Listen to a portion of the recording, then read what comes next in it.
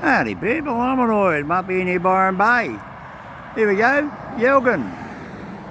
You might all remember the name of this town.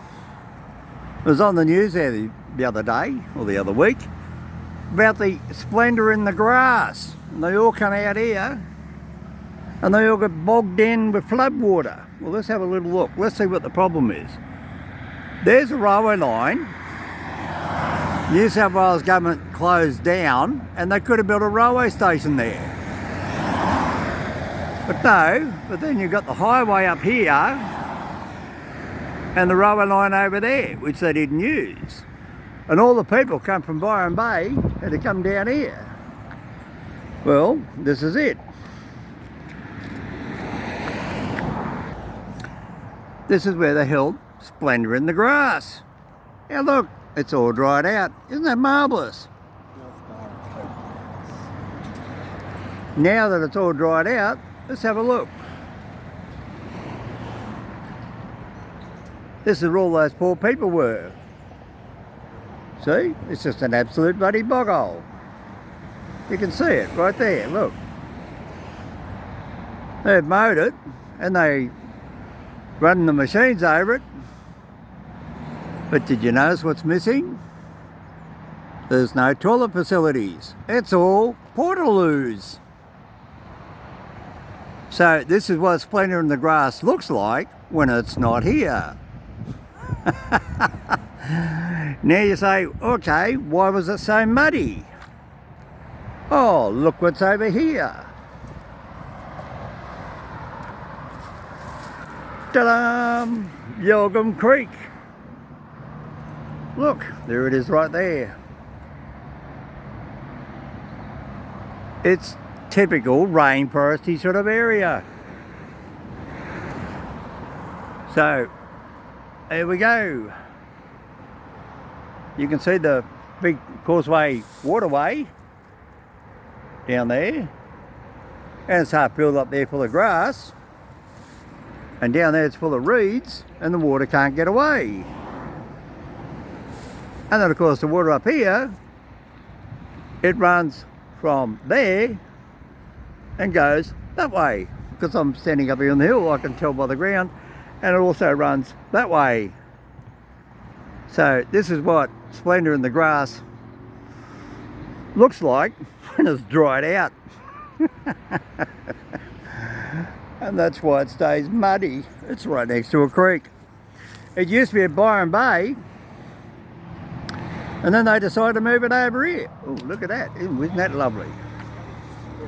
So, why didn't they build a railway line and use it? Well, they built it. They closed it down 2004. 2006, I said put a station in there at Yelgum because I knew they were going to build this, and they had no public transport. There's nothing out here. Let's go have a look. There we go. We've got Brunswick Heads is 8 kilometres that way. Wollumbar is 26, Tweed Valley Way, which is the original Pacific Highway, or the M1. But that there now is the new M1, which is a high-speed motorway, which does not go into Byron Bay. But everybody was coming from Byron Bay, which means to get onto that, they had to go down there,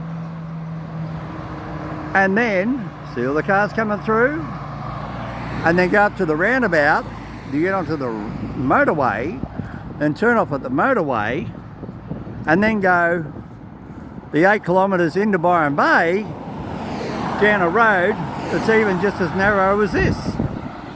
It's narrower because this is an old Pacific Highway. The road into Byron Bay is the same as that, just 2 single lanes. So you can see the problem, and that's why all the people commenting on the news, we had to wait 8 hours to get out here. But if the New South Wales government had a brain, they'd reopened the Casino to Wollumbar railway line instead of giving it a rail fail or rail trail. The push bike people, and then the train could stop just over there, and around to the right of that bridge is a great big area where you build a nice station. and then people could walk from there, like I said in my 2006 state government report, and then people could walk straight into here. No, not the New South Wales governments, Labor and Liberal. They don't want to know about it.